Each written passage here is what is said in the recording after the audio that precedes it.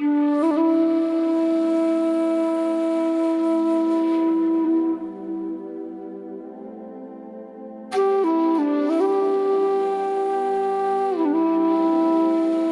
name is Phil Golding, and this is Creating Conscious Relationships. This episode is called I Statements and Open Questions. Here I will focus on the good communication skills of using I statements and open questions. In this podcast, I will be giving you some important skills for creating and deepening a meaningful and compassionate connection with your partner, family members, and anyone else you are trying to connect to, such as work colleagues. These skills help you to hear, receive, and understand one another better. These skills can be the difference between having an argument with someone or being about gaining deeper understanding and connection. So what do I mean when I say to use I statements and open questions? We all want relationship harmony, but all too often we experience conflict instead. Two common causes of conflict are assumption and accusation. Communicating through assumption and accusation is a sure recipe for communication breakdown. When we make assumptions and accusations based on assumptions about another person, we are imagining that we know what is going on for that person and imposing our imagined story onto them.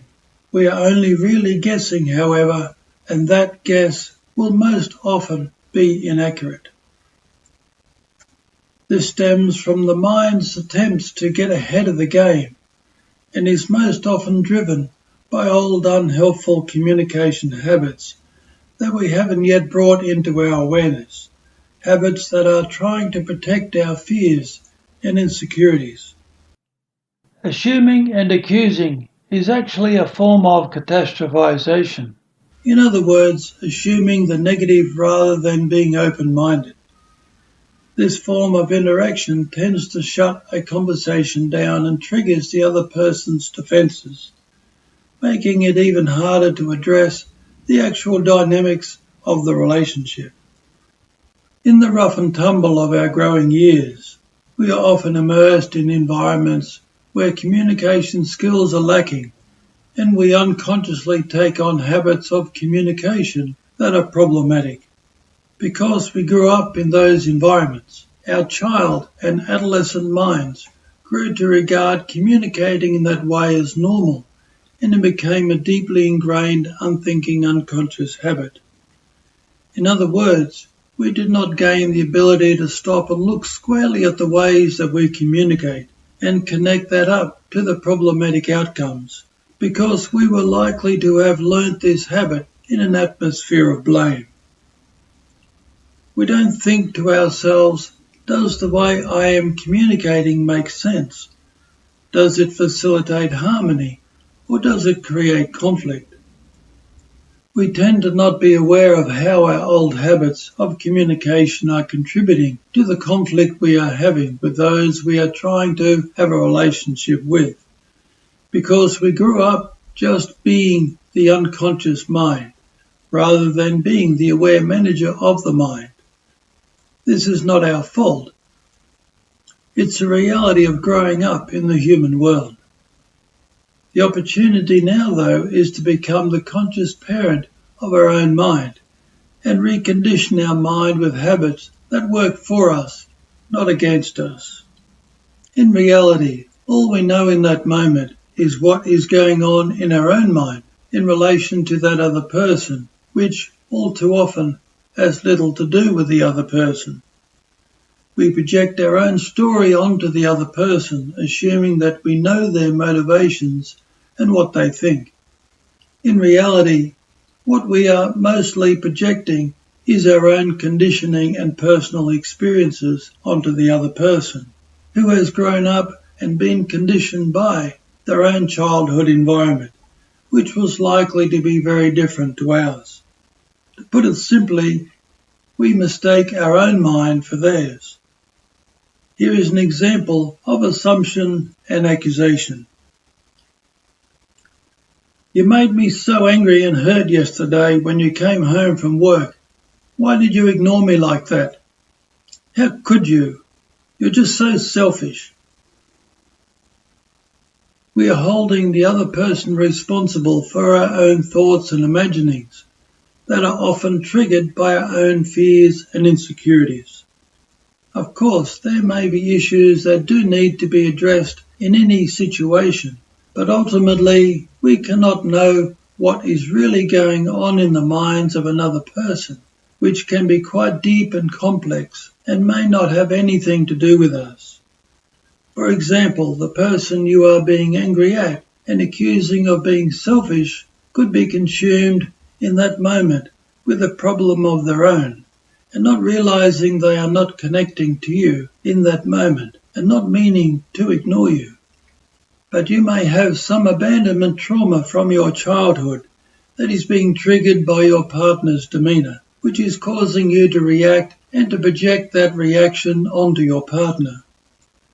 There is nothing wrong with having trauma and being human. When I talk of trauma, I am not necessarily referring to a sudden frightening dramatic event that you may have experienced in your past.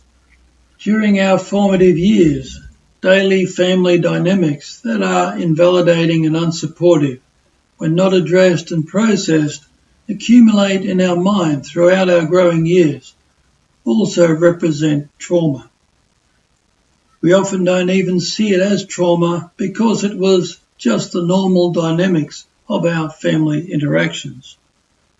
It is not until we gain some perspective on our family of origin dynamic that we come to realize the impact it has had on us and how it influences the problematic ways that we now communicate. Of course, projecting that trauma onto others does not heal that trauma.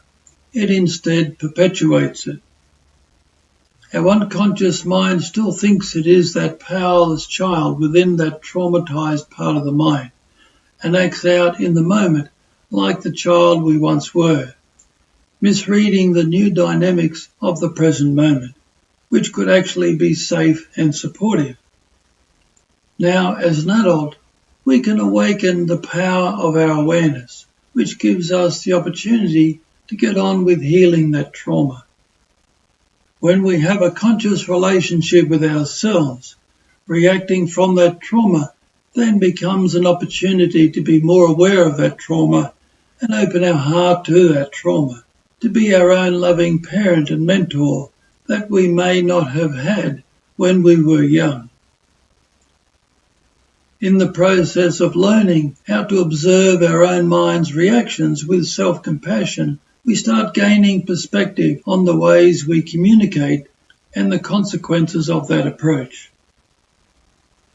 At the same time, we are increasingly recognizing that the person who we are reacting at is just the trigger of the past trauma, rather than being the actual cause.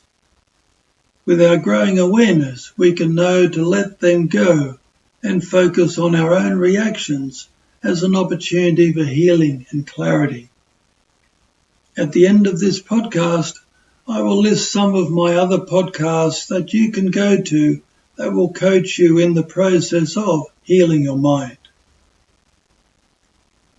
An essential aspect of speaking our truth, trying to communicate what we are experiencing, in other words, is speaking only from what we actually know. Everything else must be communicated in the form of an open question, or at least a statement that is truthful about the speculative nature of what we are saying. An open question gives the other person more space to speak their truth. Here is an example of a closed question and an open question. Closed question.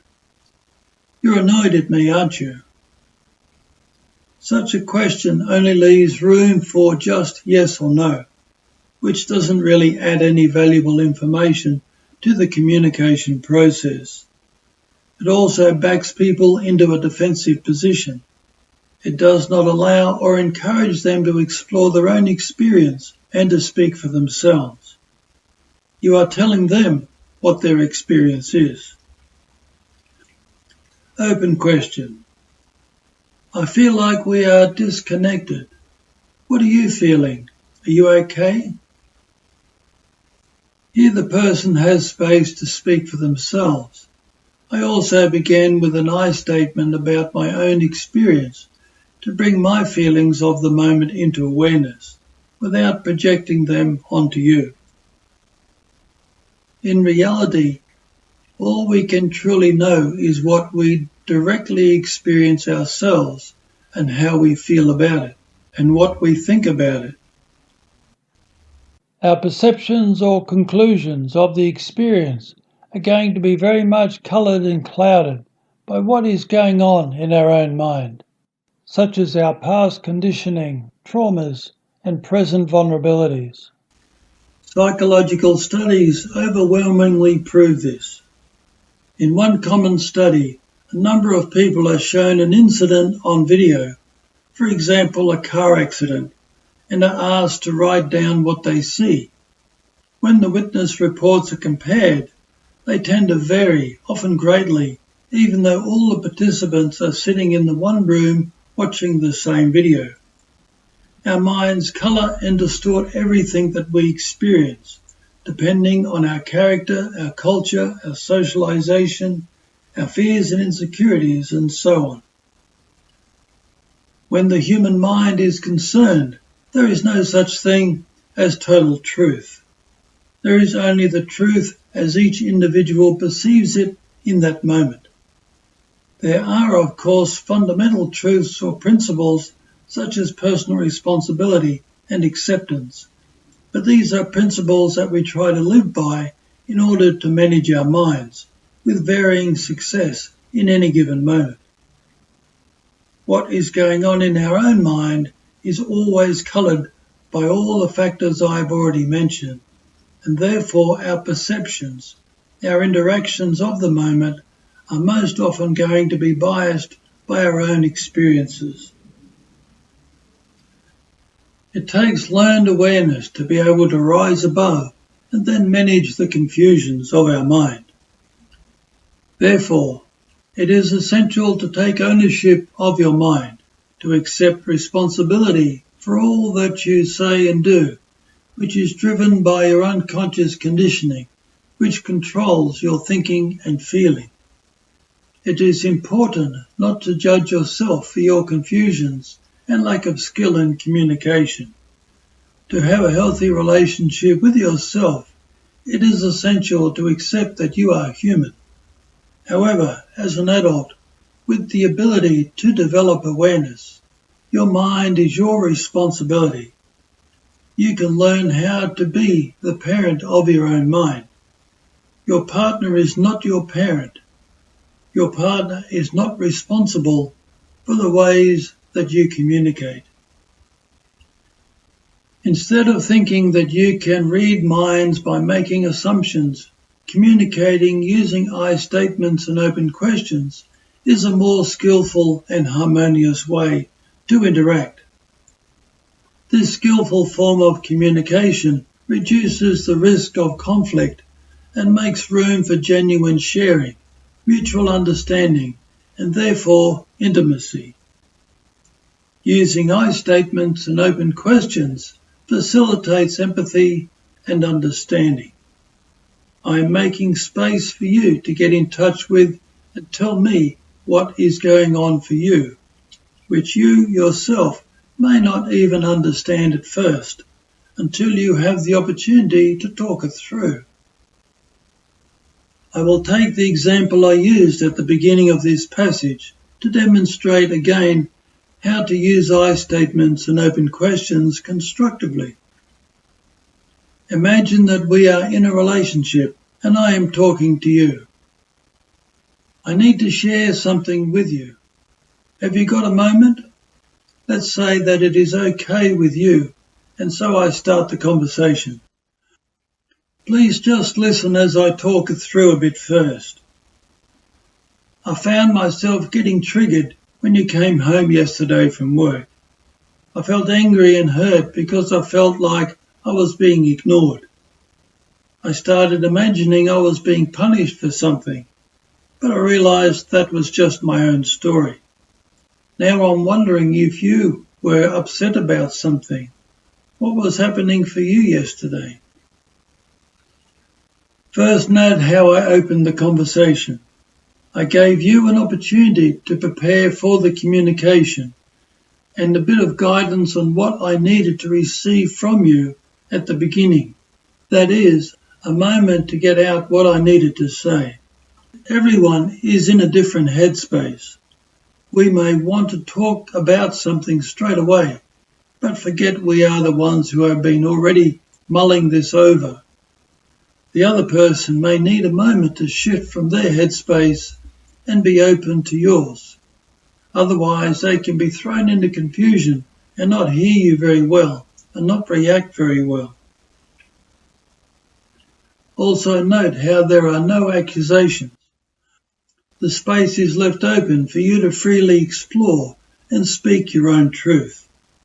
I have taken ownership of my own experience of the situation and how I felt about it.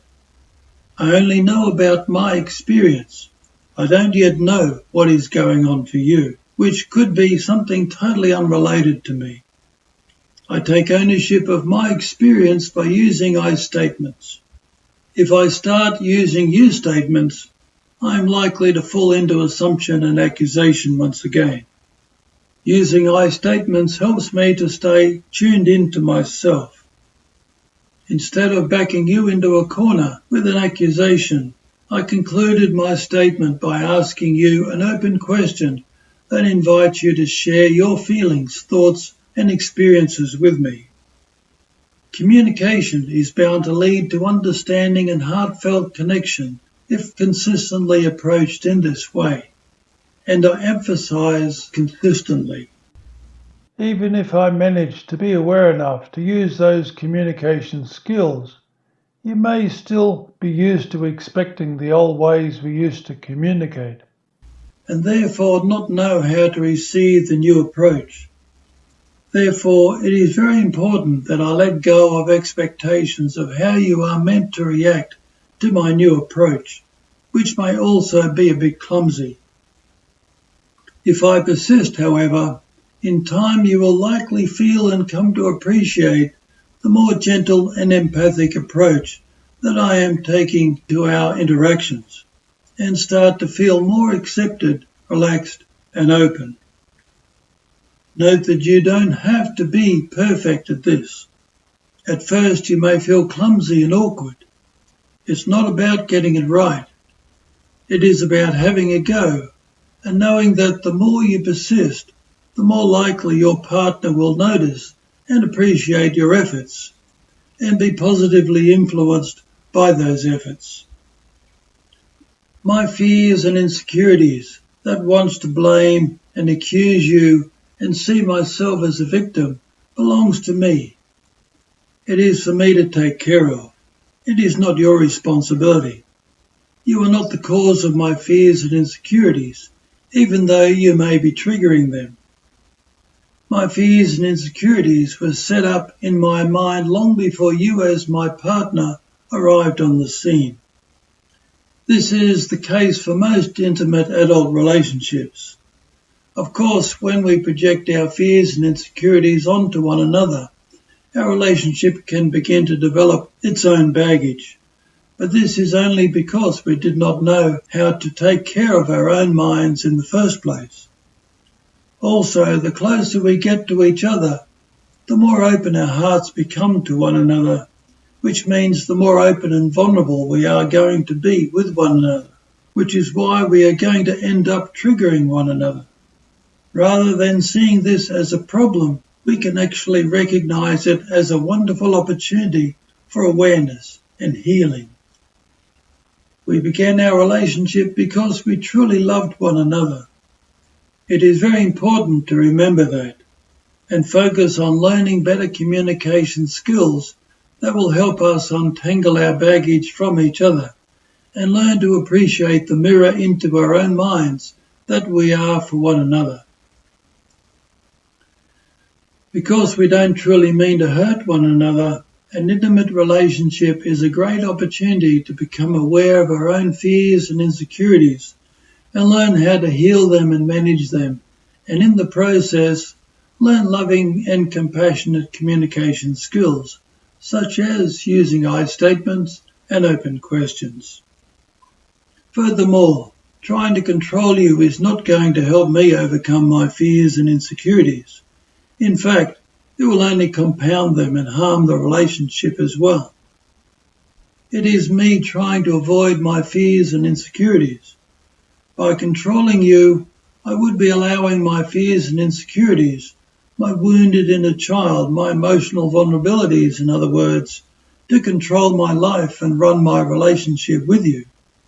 That will only add up to one thing, and that is more conflict.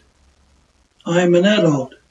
It is my responsibility to take care of myself and my own mind, like a parent taking appropriate care for his own child.